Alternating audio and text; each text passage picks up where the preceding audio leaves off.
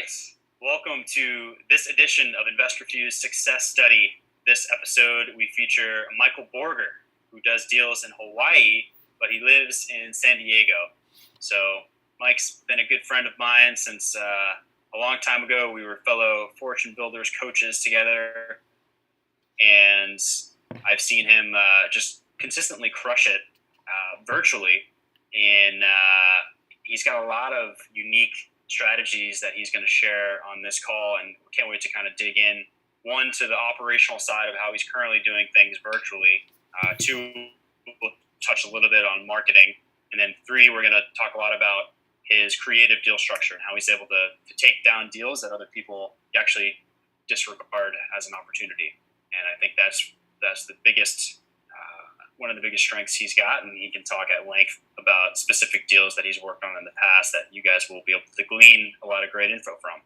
So without further ado, I'd like to pass the baton over to Mike if you want to just kind of talk about your origin story, how you got involved, and then we'll kind of branch off from there. You say origin story, and it sounds like it's like a Netflix comic book series. Yes. You know, I want to know, like, the Peter Parker before Spider-Man. Exactly, right?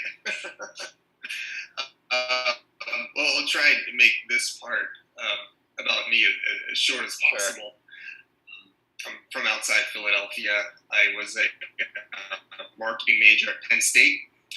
And first job out of college really was, first real job out of college was in DC, where I was in the basically did the IT for an insurance company in the DC area that served colleges and universities. So I was kind of the network admin. I was good at computers, and it just kind of fell into my lap. It wasn't something I was necessarily seeking, but for 8 years there, I was working in computers. But I did a semester of my Penn State years abroad in Israel, and I got really into geography, travel, culture, and so forth. And so during the last few years of my IT time in DC, I did a master's degree in geography, George Mason University, and I decided to switch completely and to throw myself into a doctoral program, and that sent me all the way out to Honolulu. I was a PhD student in the geography department at the University of Hawaii for 4 years, and that was interesting. I enjoyed some of the academic parts of it. I'm really kind of a science geek at heart, but for various reasons, it just wasn't the right career trajectory. And I don't even remember how it fell into my lap, but I just started poking around the real estate world, and I got into a coaching program for builders that you already mentioned. And I think one of the things that I really enjoyed about that was that it gave me the opportunity to pull my own strings, to be my own boss. One of the issues that I personally had in academia was that I was kind of really doing other people's work, professors and whatnot. And so I really want to take the reins back, control, or have the opportunity to control my life again. And I think running my own business, whether it's real estate or something else, was going to provide that avenue to do that. It just happened to be real estate.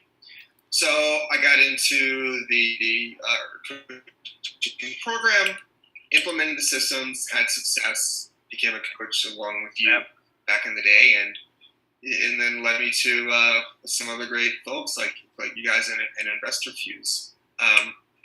One of I think a lot of people that have a lot of success in life, there's always a set of external factors that you can call luck, whatever that happened to be in play. There's a really good book by Malcolm Gladwell called Outliers that I'm sure some people have read. It's an awesome book, and it talks about, Bill Gates isn't necessarily the greatest computer guy that's ever lived. You happen to be living in the right time, the industry in the right place, and access the right resources. And same thing with Steve Jobs, Michael Dell, and so forth. And I have to acknowledge some of the externalities that have led to the success that I've had so far, which is that I had a computer background. I happened to be getting into this in a time where there weren't that many other people who were quote-unquote real estate investors and getting websites up there and ranked. I got a website ranked pretty darn easy, and then I rebranded myself and created a second website. And I think to do that now would it would be more challenging. Not impossible, but more challenging. And so there's a little bit of early mover advantage, but I've definitely learned a lot along the way from other folks as well. And a few years ago, I moved to San Diego before my daughter Lainey was born. And we kept the business up and running in Honolulu. And so I sit here in San Diego and I run the business in Honolulu, which is its own challenges, but rewards. And so that's my flavor of the business, is working in a very high-end market, which is another one of the lucky externalities. I happen to be in a market where the median home price, at the time was well above 600, and now it's 700. And I realize that's not the case for a lot of people, but it's just one of those things. And that's my origin story. That's great. So I have a little bit of construction going on in the background, but I wanted to ask, what can you control about the external forces at play? What can control the external forces? I think one of the things you can control is not to fight them. One of the things I come across with people who complain, and I hate to say really complain because, it casts a negative light. One of the concerns that people have, maybe is a better way of saying it, or people are in markets where homes are going for $100,000, $110,000, $120,000, and that's a challenge. How do you do an MEO formula when your MEO is like 20 grand? Is there any value in the house at all with some of these properties? We don't have that in Honolulu. 120 grand is a parking spot in Waikiki. So for folks in those markets, I'm not saying don't complain, because that's a legitimate concern. That's an externality that you just have to accept. And you need to accept that as being in your market. So then you say to yourself, okay, I'm not going to change the market conditions. What are the things that I can change? One is you can do what I do, which is to be in a different market. You can still live in whatever town in Florida, but have your business in Atlanta or Houston or wherever. Another thing is you might want to change your business model. Instead of doing flips in a very low end market like that, maybe you can do buy and hold, maybe you can do rent to own and shift to a more passive versus active type exit strategy. So there's those externalities that nothing is ever beyond your control. You just need to be malleable yourself. Yep, I agree. I think people should get into real estate with the intention of iterating, experimenting, see what strategy works best, and then never settling on one strategy, but honing in on what works. And sometimes in order to find what works, you got to test. You got to go to different markets, like you said, test different marketing campaigns, test different exit strategies, and then once you find something that works, you optimize that. So I feel like, we're in a time now where the technology lets us operate in whatever market that we want to. And my hope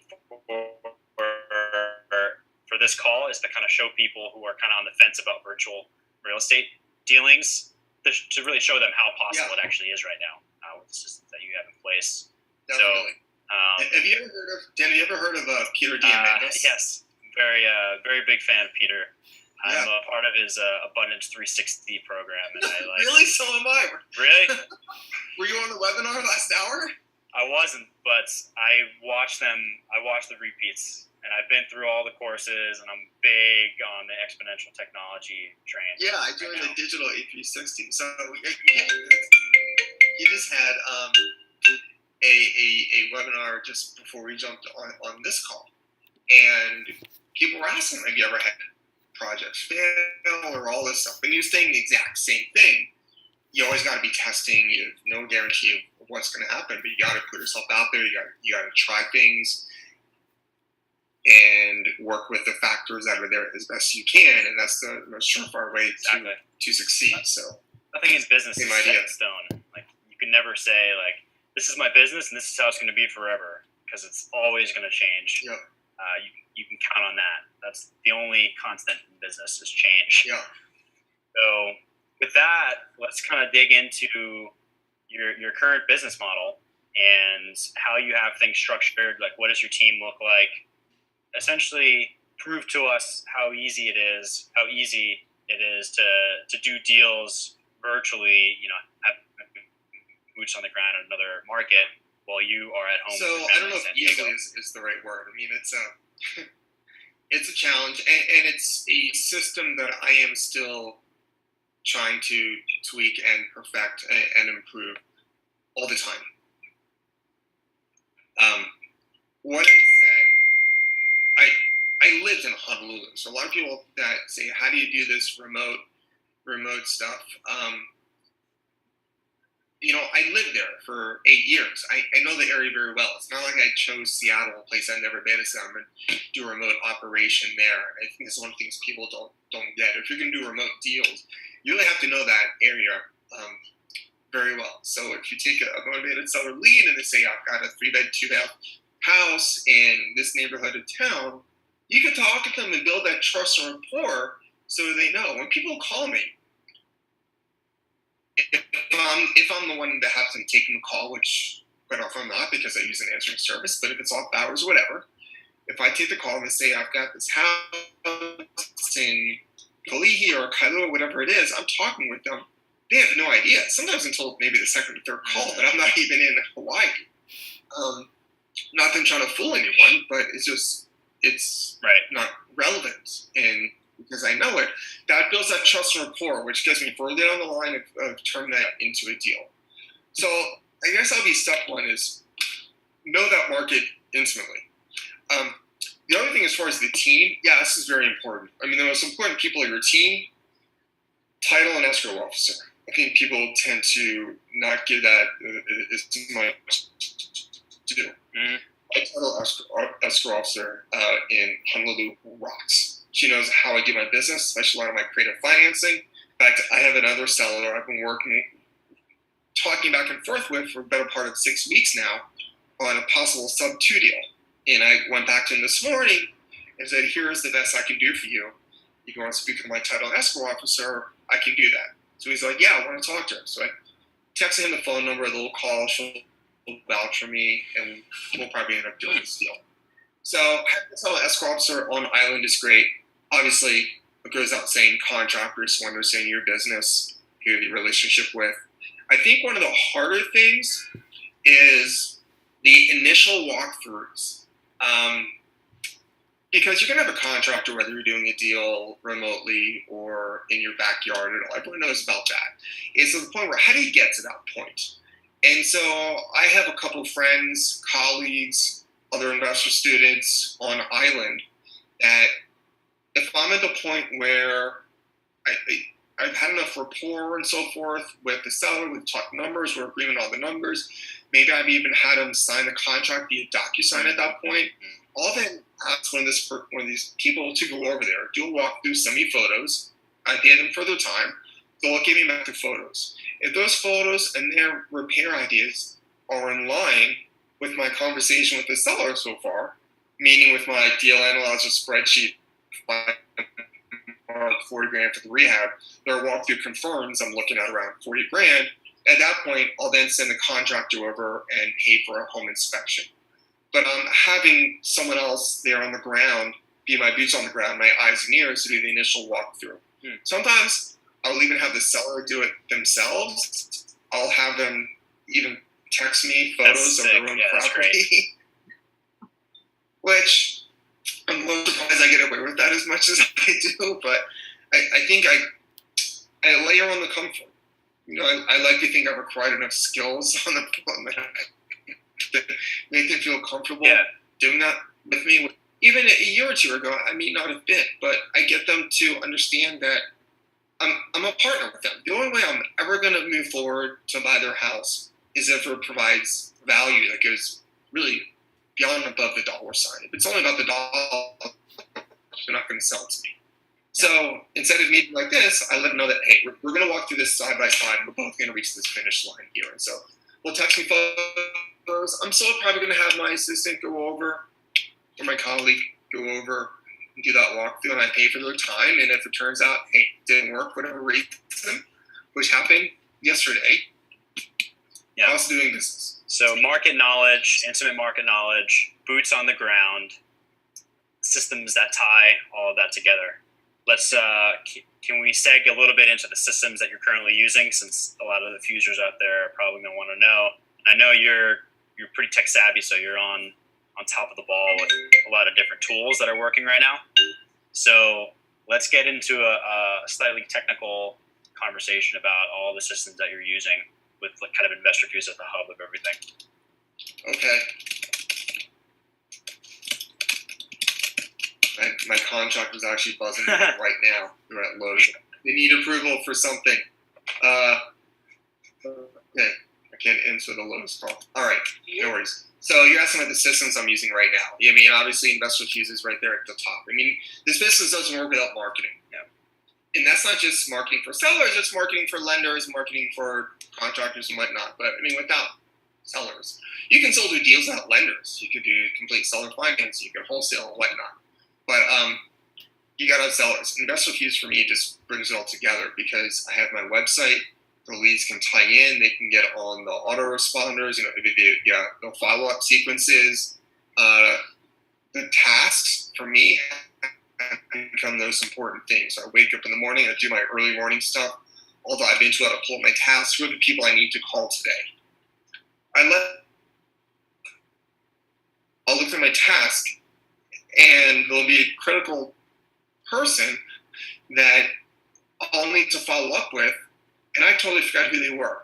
Yeah. Or John Jones. What was the status of John Jones? Oh, yeah, he's waiting for an offer from me. Totally would have slipped my mind. So I really need this. And it goes way beyond just a to-do list. These are big dollar figures at play. So I've got that in there. And having all the property figures. I've really kind of customized my InvestorFuse a little bit. I've added, in Hawaii, we have what's called the TMA tax map key, which is really like a parcel ID, which a lot of counties use. Mm-hmm. And so I took the online link for the parcel ID and I created a TM key field for my properties in InvestorFuse. So that way, when it's time for me to deal with Susan Smith, I can pull her up, pull up her property, and I click the link. There's my parcel ID. I click my CMA link. There's my CMA. And when I'm looking at the parcel ID and the CMA, I can call her. I got my info in front on my laptop, and I'm ready to talk numbers. My brain is dialed right in. And because InvestorFuse is like command central for all this information, it makes it so much easier for me to have really good, effective phone calls instead of trying to wing it when I don't have my info in front of me. So that is critical for me. I'm talking $1 million houses. I got to look. Exactly. That's why it shocks me to know that so many investors don't have a follow-up system in place at all. Even like a simple one using like notepads, when a resulting deal that they could get from these leads can be, five-figure profit. It just and the reason is it's just because it's hard to follow up. The human brain isn't designed to follow up at scale. Right. So harnessing automation systems really just is a no-brainer at this point in the development of the tech space in our market. It's like he who has the best automation wins. So is your team actively involved in InvestorFuse as well? If you want to speak a little bit to that. Is my team, that's one of the things that I really need to work on. And one of my goals for the next 6 months or something is to really kind of have more team, not necessarily on payroll, but a little more dialed into my day in, day out. Because of the way my business is structured, it's really only my contractor that's working for me. I mean, not on staff or anything, but working for me on a daily basis. When I have some of the mailers that go out via InvestorFuse through Elixir or whatever it is, I don't need to do that, of course. That goes out automatically, which is one of the great things. So, but I do have people that are having more defined roles, such as the assistants who do things for me, my short sale negotiator.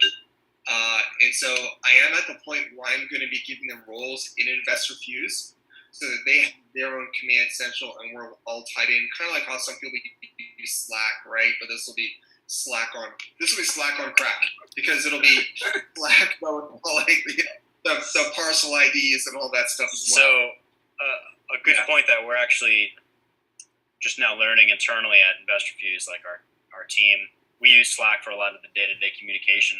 And generally speaking, Slack and chat-based communication amongst your team is unstructured communication. So if you're talking about executing a certain task, it'll get lost in the weeds of a long chat. So structured execution and structured communication within that execution is what Podio is perfect for. And I think that's one of the key features why so many people like Podio is because you can bring your team in and talk about scenarios at the point of relevance for that specific seller lead or scenario. So I can totally see that working well when you start to integrate your short sale negotiators and even title attorneys. If you wanted to. Sure, absolutely. Especially when you have like 3, 4, 5, 6 projects going on or something. Yeah, it's all going to get money. Right. So you have that. You're probably using a company email address for all of your vendor relationships and stuff, right? Yes, because it helps when you're trying to establish a business identity for business credit, and also just personal preference. I know there's mixed ideas out there about mixing personal and business, and I'm kind of moving. I think when we get started, there's a natural excitement where it's all kind of one. I'm at the point now, maybe I'm just turning into a crotchety old man, or my 2-year-old sapping my energy, whatever. But I'm really personal, and business. So I don't use my personal email for much business unless it's people who I'm just friends with and they already have it, and that's fine. But I try and separate it. Doesn't really matter. Whatever works for the individual. Yeah, exactly. Let's walk through the process now from what marketing you're currently doing to get the phone ring, who's answering the phone, how that's tied in, and then let's kind of walk through the follow-up system until you get to the point that you want to do a deal, and then we can start talking about your creative financing, because that's where the meat and potatoes is. So let's start with marketing and then follow the train to deal town. Gotcha. Okay. So marketing is I do a lot of marketing because I think it's the most important part of the business.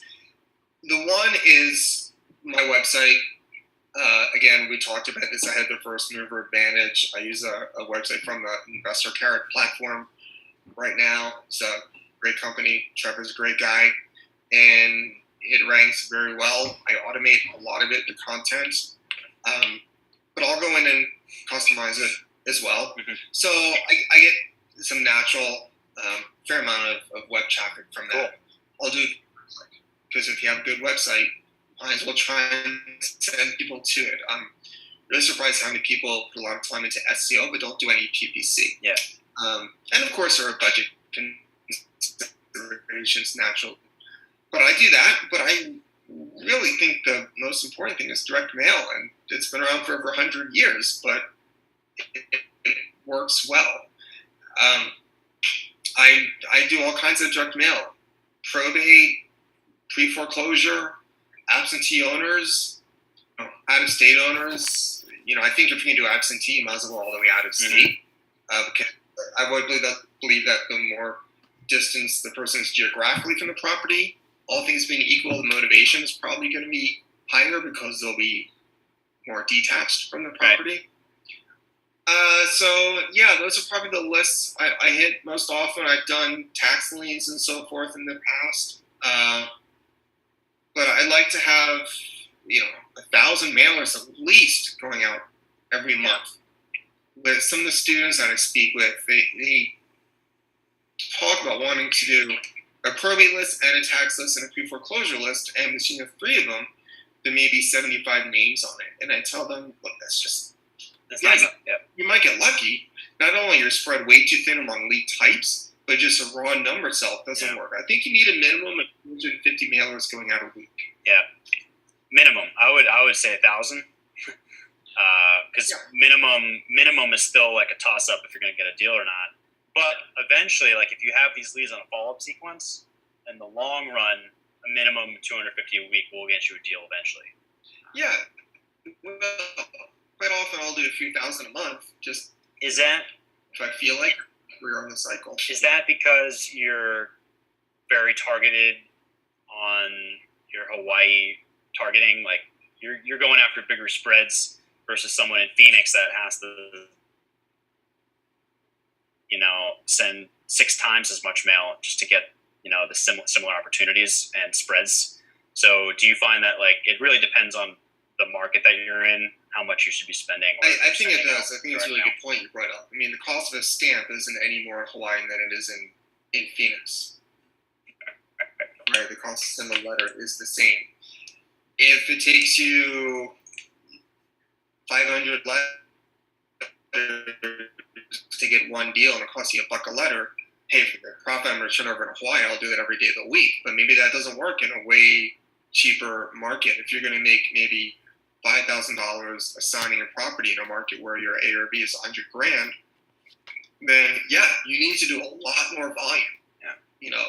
Again, it's just one of the lucky externalities I mentioned. Hawaii is if not the second most expensive market or whatever. So it doesn't take as many deals. Now it takes a lot more resources to take down the deal once you find it, right? Because you got to raise hundreds of thousands of dollars to buy a home that I wouldn't live in myself, because there are some beat up properties worth over $500,000. But to get the deal itself, it doesn't take as many mailers. All things, and I think a lot of your creative deal structuring kind of helps in that as well, because you can turn what some would consider a dead lead into a very profitable deal. So we'll get into that a little bit. I had one question: Do you target owner occupied? Yeah, absolutely. Do I target it?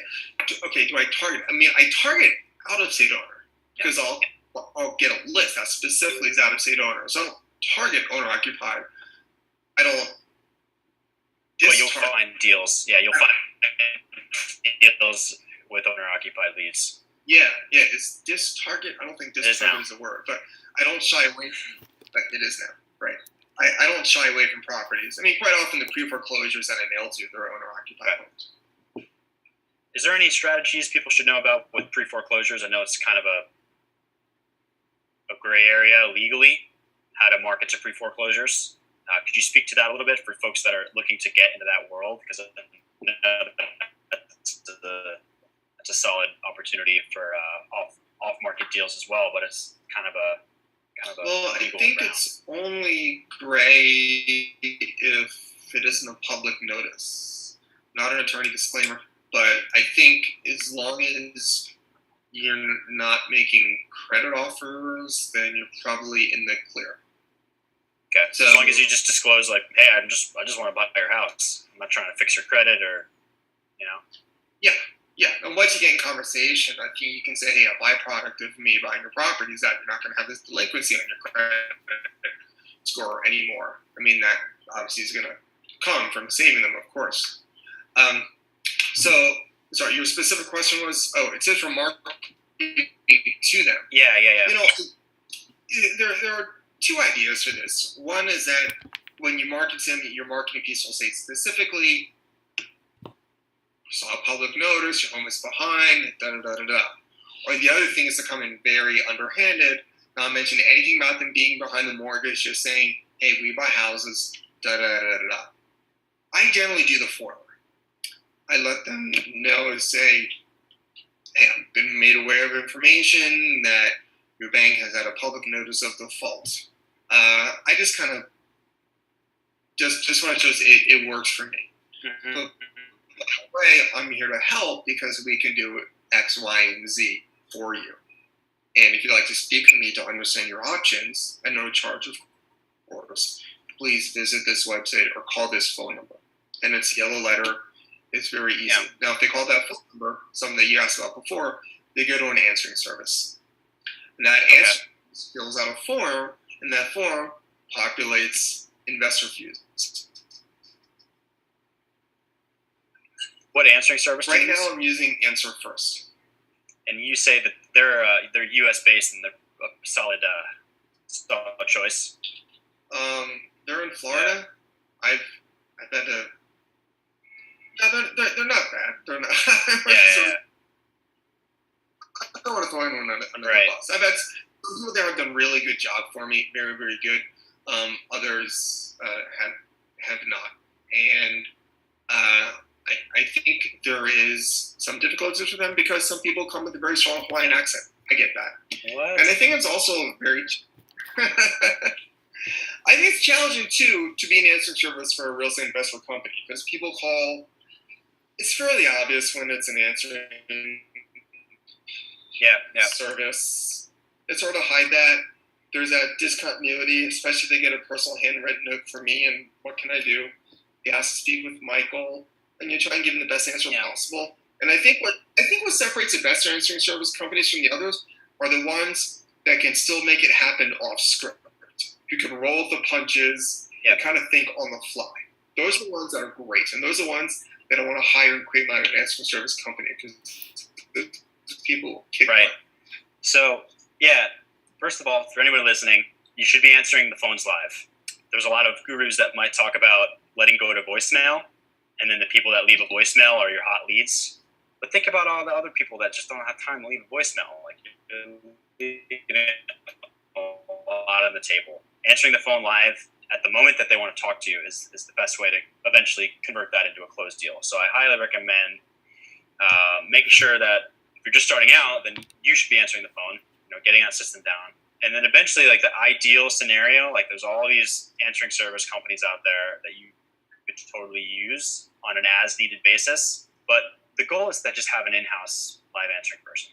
I think that's the most ideal setup is just you have an office manager that is well-trained and it's the same person every time that knows you and is like the setter. They set the appointments on your behalf.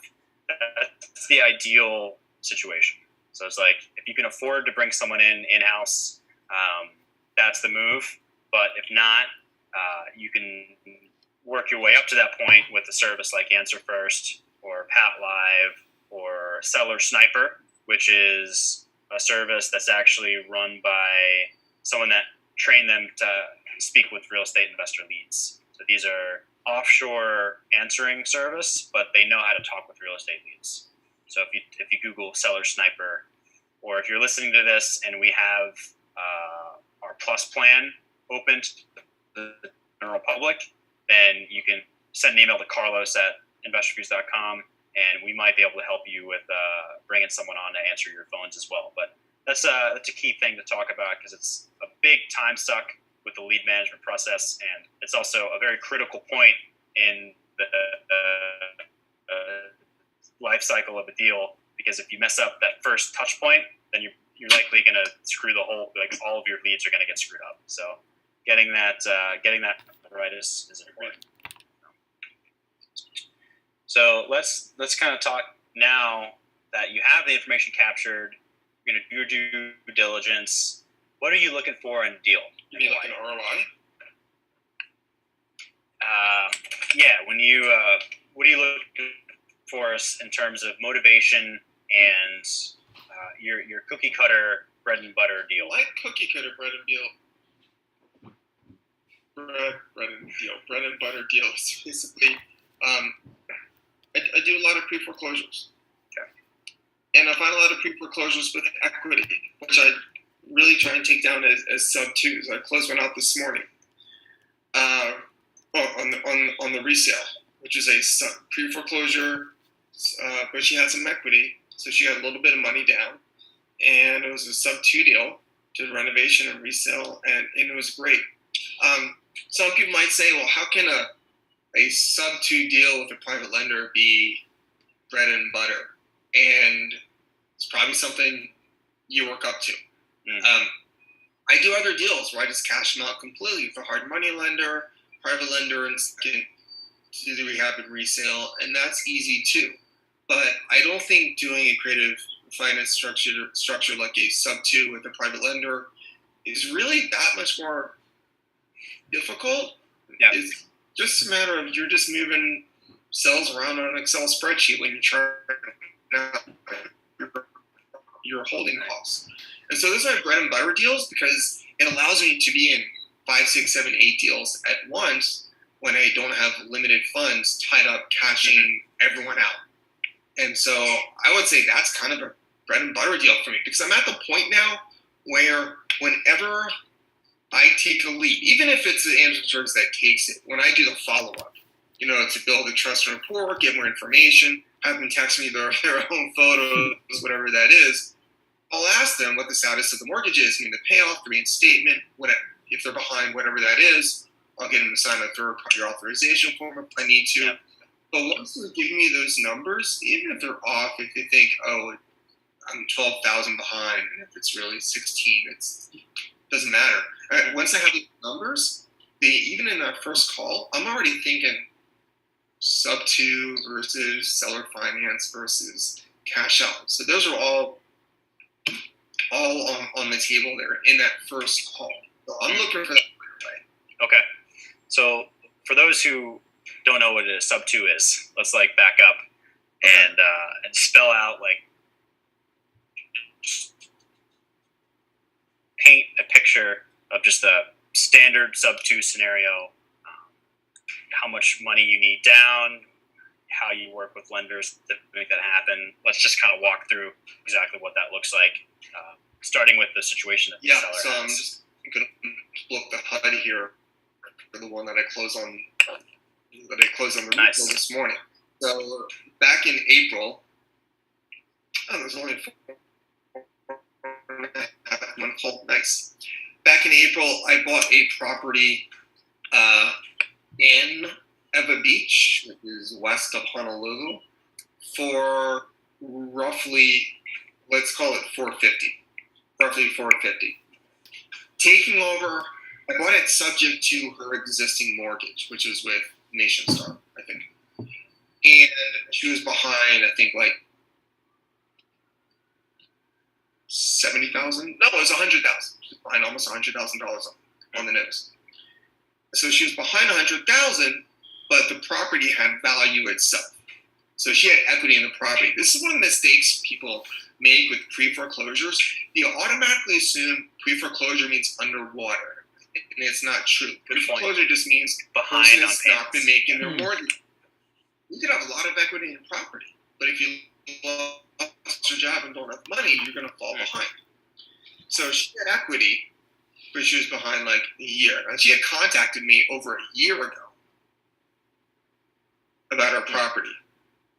And we went back and forth. She was actually serving the military, and she was over in Asia when she first called me. And it didn't work out at the time, but then there was a sale date, and we talked again. She really needed to do it. In fact, we canceled her sale date the morning of when I was going to the chopping block, because I work with the bank's attorney. Mm-hmm. So anyway, back to the numbers. I bought her for 450. Property is probably worth around $520, something like that. She got $10,000 down. I didn't put much into the property, $20,000, something like that. Real easy paint carpet. It's very easy. And I used a private lender to bring the $100,000 to bring the mortgage into good standing and to pay for the rehab. And that private lender got recorded as a lien behind the existing loan with NationStar that was just made whole. So it was a second lien recorded. Every month, I'm making payments to NationStar for $2,000. Renovated it. We sold this morning for $585. Private lender got all paid off. Points interest, NationStar mortgage got all paid off. She got an extra 4 months of on-time mortgage payments to help boost her credit. She got the $10,000 down when we first recorded the sale back in April, and everyone's happy. So she made out with $10,000. Yes. And no debt. That's correct. And how much did you make on the flip? I gotta look at my numbers later, but right around 50. That's awesome. And if I had to cash out everything completely at $460,000, whatever, my hard money lending costs would have been a lot more than the sum of the monthly mortgage payments I was paying to NationStar. And so that difference there is the extra profit I made by doing the whole project subject to the existing mortgage versus just let me just cash out everything. Yep. Her loan value is way too high, where a hard money lender might even have said, I'm not going to do this deal, or I'm only going to lend X amount, and it would have had to get more funds from my junior lender to fill the gap, and so forth. And so all I need to do at that point was just borrow 100-some thousand from a regular lender, give her 10 grand, easy renovation and resale in a hot area. Can you pretend like I'm the seller and you see this picture in your head and you have to sell me on that? Explain the sub-2 situation to me as if I was the seller. Sure. Okay. Well, Dan, I've been doing this business for a long time, and I work with people in a variety of situations, and there's a few different ways that I can structure the sale of your property, and it really all comes down to how much you owe, how much the property is worth, and what is going to serve you best. Now, I have this way that I think is going to make the most sense for you, because not only is it going to put money in your pocket, whereas the other scenario I think won't leave you with any proceeds, which I don't want to do to you. I'd like to be able to get you out of this situation and put money in your pocket. That would obviously make you happy and help you move on to the next stage of your life, wherever that's going to be. But I've got this way that not only is it going to put funds in your pocket and obviously stop any more foreclosure proceedings, but it's probably going to give you a boost for your credit score also, because every month I'm going to be paying your mortgage for you, which means the mortgage is still in your name, but they're going to be getting a check. So from your lender, it's really going to appear to them that, oh, here's another month of Dan paying his mortgage on time after he reinstated his loan. This is really good. We have a mortgage that's in good standing, and every month now for 3, 4, 5 months, he's paying his mortgage, and then the whole thing gets paid off in full.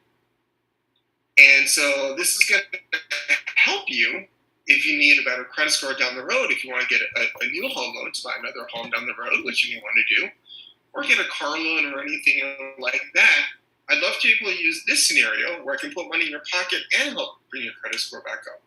How would that sound? I want to put money in your pocket. So you're saying that I can get rid of 100 grand in debt. I'll walk away with $10,000, and at the end of it, I won't have the mortgage at all. That's right, and you'll probably walk away with a better credit score than you have today. Yeah, so that's just a no-brainer strategy. So from your end, in order to put this together, you need to pay off all of the arrears. You need funding for, and that's it. That's like the cost of acquisition. It's just that, right? It doesn't even need to be that. You could just pay it for $50K in arrears, right? No, you want to reinstate the whole delinquency. Otherwise, well, they might continue to foreclose because it's still delinquent. But quite often, they'll reject a reinstatement figure if it's not the complete arrears count. They might even actually send your check right back to you. So you do need to, if you only pay back half the arrears, they'll just keep on proceeding foreclosure. Okay. You might still keep the money, but so you need the reinstatement funds. You need any holding costs. So if you're going to hold a property for 5 months and it's an $1,800 mortgage, you need $9,000 to keep up those mortgage payments, and then whatever your renovation costs are going to be. Okay. So can you describe a deal that a similar situation, but maybe had less acquisition costs on your end, and how you were able to put together? Think about a deal that you were proud that thought of the strategy, and I want to hear about that. Just a good, creative acquisition. Well, I have done deals before completely with nothing out of pocket for the acquisition. Okay, so I did a deal a few years ago. A very, very nice lady had some family problems and was also pre-foreclosure. And what I did with her is I also bought it sub-2. I did it via an agreement of sale, which is a doesn't really matter. It's just a form of contract. But I did it with an agreement of sale. I used a private lender, and she still made 50 grand, but she got 25 grand down and she floated 25 grand. So it was subject to, I used a private lender to reinstate the loan, to pay for renovation, and to pay for her 25 grand down. And then she floated the 25 grand also with seller finance. And I gave her 5% on that deferment. Can you describe that, the float? So basically what she couldn't cover, you agreed to just have her pay you in payments? No, so she needed to walk with funds. She had living expense needs and so forth. And so we were looking at values, and I don't always go into a deal saying how can I do this and make as much money from this person as possible. I know there's a natural business inclination to want to make the best deal you can, but I don't necessarily want to be Ebenezer Scrooge every time as well. This is really nice late hard times. I must have spent 2 hours in the kitchen with her listening to her stories what led up to this, and I only wanted to put a good amount of funds in her pocket. It was so profitable deal for me, so that was great. I mean, we all won. But she needed 50 grand, and so I said, hey, look, can you take 25 down now to get you through 5-6 months of my normal project time? And can you get the 25 grand when we're all done, and I'll give you a 5% interest. I mean, the 5% on 25 grand is nothing, but 5% interest on that $25,000. When we're all done, that 25 turns into 26 or 26.5, whatever that is. And she agreed. So you blended sub 2 with a little seller financing and private lending. Yeah.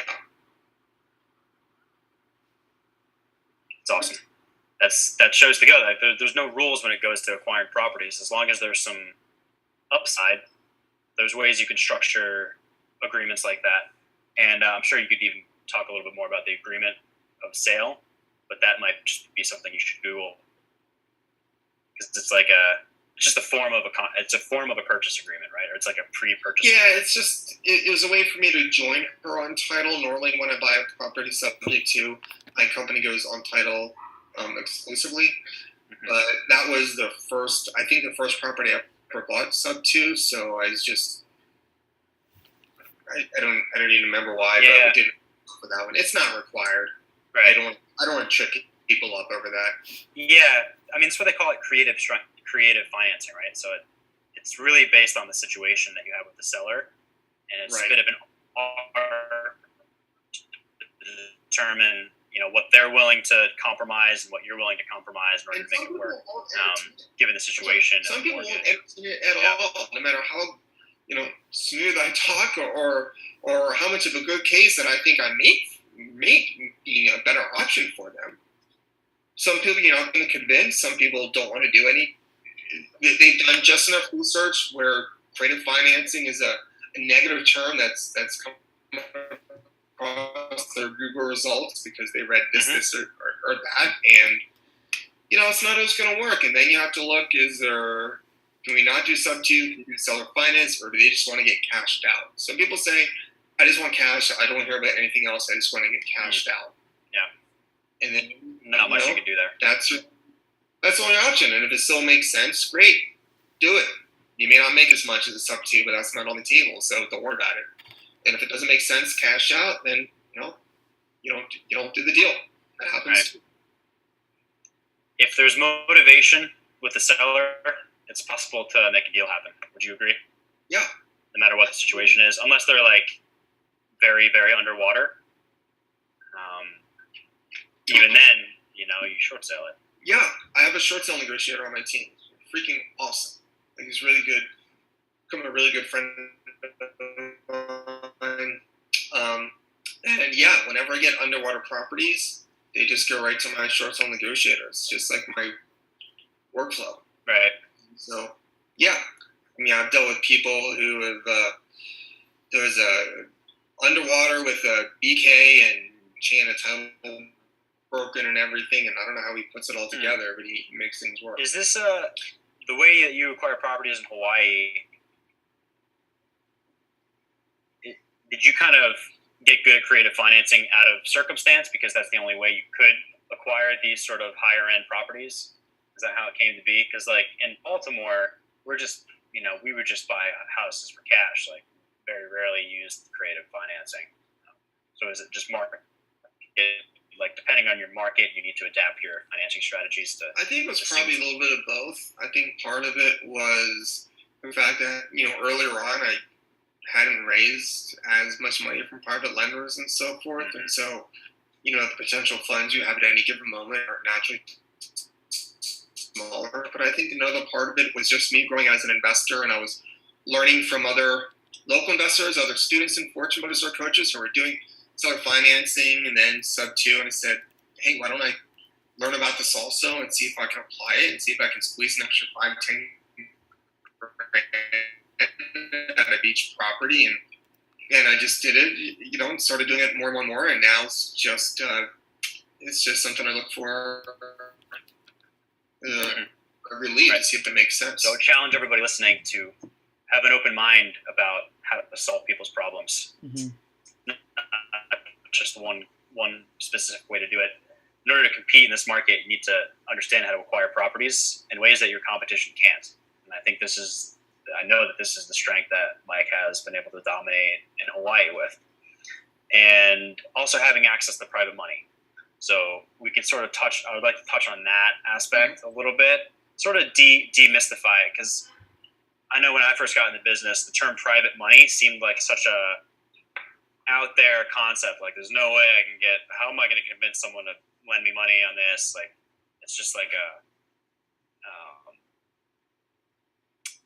it seemed like it was harder than it actually was. And I'm wondering if you can speak to that, sort of, for those that might be a little intimidated by the prospect of asking for money, how to sort of get it done. Yeah, I think it's a little more complicated and daunting than, it appears to be more complicated and daunting than it really is. And it's something, just like taking seller leads, you just get better at with practice and by actually doing it. And if you flub your first few private lender presentations, don't sweat it. There's always more people. And I think we're at a good time for it right now. Interest rates are really low. No one's really making money in a bank account. And so there are financially savvy people out there that are looking for new ways to make their money work for them. And you have to look at it as you're presenting as an opportunity, not needing funds. And you'll hear that from everybody. I mean, that's out there. Private money is an opportunity, not a need for funds. And that's the way you need to really phrase this. And whether you're in a coaching program or not in a coaching program, you can go and learn on some of the big real estate websites how to do a basic private money presentation, the checklist of items they're going to get, the promissory note, why it makes more money for them than how they're investing, how they're secured versus not secured in stocks. I mean, we don't need to spend on this necessarily unless you want to. Benefits of it, but how to raise money itself is, first thing is, you got to have a big mouth. And, you do. You have to let people know what it is you do, and that's everywhere.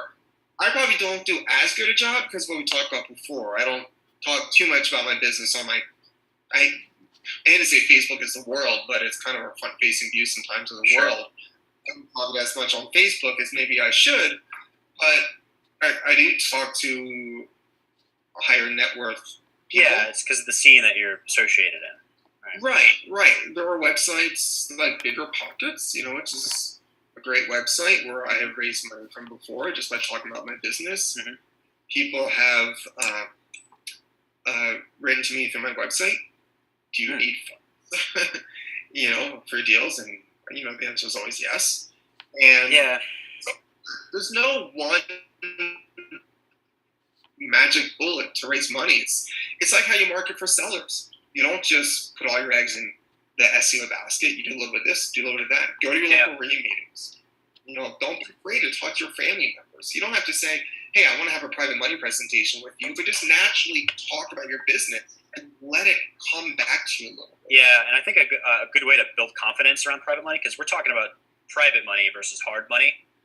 Private money is when you have a private individual that may or may not be an accredited investor to give you money for like 8 or 10% interest, something that's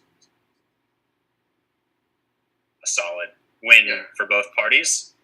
You can get your chops with dealing with lenders by just working with hard money lenders, because you don't really need to have experience per se. You just need to have control over a profitable deal for them to fund you. So all you need to do is just shop that deal around. And I remember actually doing that to validate if I had a good deal or not. I would call up some lenders and like present them, hey, we're looking for funding for this deal. If they're interested in it, then I knew I had a good deal. So starting with hard money is a good way to build the confidence and learn the lingo to eventually scale up to, raising money just by having conversations with rich people at the bar, for instance. And if you go, actually, there's a good funding platform, Connected Investors. If you go to InvestorFuse.com/funding, we have like basically a portal that if you type in a deal and the zip code, it'll connect you with some vendors that pay to be on that platform. And that's a good way to just start the conversation as the next step. But yeah. Another thing to do is, for someone who started out wholesaling, and maybe they have a few wholesale deals under the belt, and then they're meeting with someone to have their first private lender presentation, or just talk, not necessarily a formal presentation. The first couple times I was meeting someone at Starbucks, and I had PowerPoint slides on my old iPad. So if you're doing something like that, one of the things that I tell some of my students to do is that show them some past wholesale deals that you did. And what you do is then you phrase it like this. You can say, the reason, Dan, that I didn't do this deal myself yet is that you and I hadn't had the chance yet to sit down and talk about how private money works. But this buyer bought this deal, and it was such a good deal. Not only did he do the deal himself, but he paid me a $12,000 premium to take over the deal. The only reason I didn't do it is that you and I hadn't had a chance to sit down yet and have coffee and talk about it. I like that. That's a good way to beat around the wholesaling aspect. But another good way to do it, I remember I used to tell people, yeah, I'm a wholesaler, but I'm also a specialist in acquiring properties, so you want to know me. Yeah, I like that. You're a specialist in acquiring properties, because essentially that's what wholesaling is. You just stop it at the acquiring point. So that's another good way. If you're talking to a private lender, you can say, hey, I'm really good at finding deals, so help me do one. Yeah. In so many words. So this is awesome. I want to be respectful of your time so we can sort of wrap it up. And I have construction doing some stuff in the background here. So do you have any final tips, tricks, strategies, gems that you would like to share with us that you may have shared with some of your students in the past that you think would be a good takeaway? I don't know about any gems. I think one of the things Boy, my phone is just lighting up with spam today. Man, I think two things kind of come to mind. One is market 10 times more than you think you need to. If you're having a hard time, market 10 times more than you think you need to. And maybe one of the restrictions one of the reasons you're not doing as much is for budget. If you're doing direct mailer, if budget's an issue, you're probably not doing PPC at all. If that's the case, start blogging like crazy, or still put out door knockers. Or go do some driving for dollars.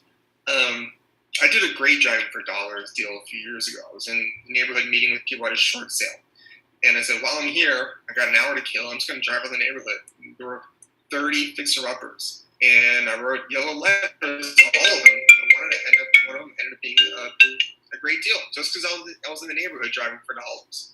And it was off-market deal that I did with, I think that was a seller finance deal as well. And so whatever you got to do, just do it 10 times more than you are right now, especially if you're struggling.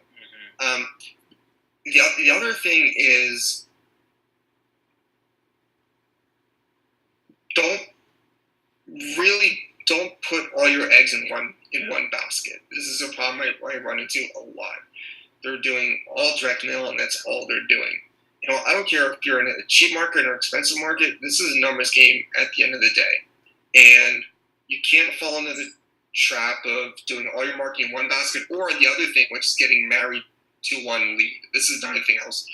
That's what I was thinking of. People get so fixated on one specific lead, especially when you're new. You're like, oh, I got a lead, and you think it's a hot lead, but it's really a one lead, and they're saying, oh, I'm trying so hard to make this work. This person's going to do it. They're going to save me out of whatever personal situation you're in or whatever, especially if it's your first one. Yeah, work it. But not at the expense of the 500 letters that you otherwise would be sending out the door to an absentee owner list, where you might find someone that is a really hot lead.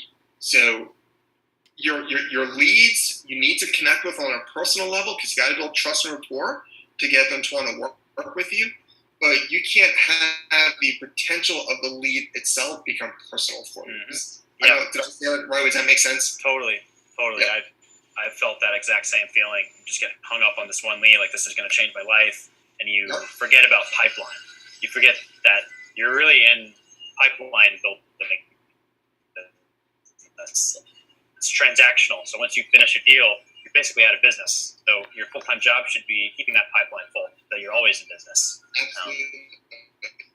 And that comes with a little bit of emotional detachment. Yeah, exactly. Emotional detachment / automation, which is another form of emotional detachment. Absolutely. Definitely. But that's great advice. I appreciate you saying that, because there's probably a lot of people that resonate. Just keep marketing, and try to have a wider spectrum of what's possible as far as creatively financing your deals. And if you have, if you would like to share your contact information, how can people get a hold of you? Oh yeah, my company is Oahu Home Buyers, and that's oahuhomebuyers.com. Real easy. Twitter's Michael Borger, Facebook Evan Borger. I'm easily enough to find on LinkedIn, Google Plus. I mean, I'm everywhere that you would see. So get a hold of me. You want to talk real estate? Let's chat. I love talking to people in the business and in other markets and so forth. So yeah, and if you happen to be in Hawaii and you want to look at putting some deals together, then yeah, give me a shout. I'm buying every month right now, and definitely want to get to know who the other players are in the market. Awesome. Well, we really appreciate your time. Carlos, did you have any parting words or questions that you wanted to ask Mr. Mike? Awesome. Thanks, Mike. Yeah, I mean, when we met the first time and ever since we've talked, I've always been satisfied and slightly blown away with your knowledge and what you're doing. I think a lot of that is the specialized knowledge you have on the deal structure, and then also a potential future book you could write, Giving Sellers and Private Lenders the Warm and Fuzzies by Mike Borger. Yes. But yeah, great stuff. The one question I had for Mike, I haven't dived into him because me and Mike talk his current operations and fine-tuning those InvestorFuse, but is it too boring, you think, for you, or do you see yourself eventually in the future being a lender and just sitting back and, collecting from other people that are kind of doing what you're doing right now? I would like to transition at some point out of rehabbing into lending. Even though rehabbing is pretty much everything I do, it's not the most fun thing for me, and it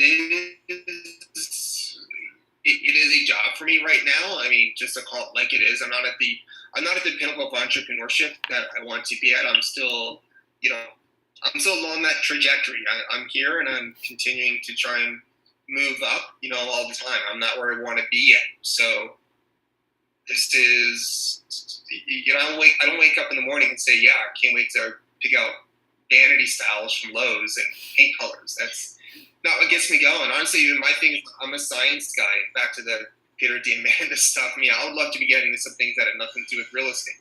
That's where my own passion is. But, I love everything that being a real estate investor offers me from a lifestyle perspective. Sure, of course. But I'm still on that journey too. So is it boring for me? It's not boring for me, but it's the tasks and the challenges I do with being a rehabber is not something that I want to be doing for that much longer. It's just other things I want to get into. Yeah, totally understandable. Awesome. And, good question, Carlos. Thank you for saying that. Well, we will certainly be following you along your trajectory as you continue to grow your company. And as always, if you ever need anything from us, you know that we're here for you to help you scale up and, you know, make sure to point you in the right direction for operational stuff. So thanks again so much for sharing with the community and sharing your story. And we'll definitely be in touch to talk more about this period demand stuff because, man, I have some moonshot thinking going on that I would like to discuss. So Awesome, man. And yeah, I got my Celestron fire cell here, and somewhere to me, I got my these are my Clips glasses. man, Planetary Society. There's my little piece of light sail mylar that light sail 2. That oh man, so yeah, way ahead of your time there. the next level of real estate, outer space. Seriously, you laugh, but in 20 years, there's going to be a gold rush. Yeah, Mike will be lending money for projects on Mars and stuff here soon enough. Yeah, Mars home buyers. Mars home buyers. Start buying up domains right now. Right? Oh, man. All right, guys. Thank you guys so much for your time. Yeah, Mike thank you, Mike. and Carlos. Awesome stuff. Talk to you guys Thank later. you guys. All right, talk to you later.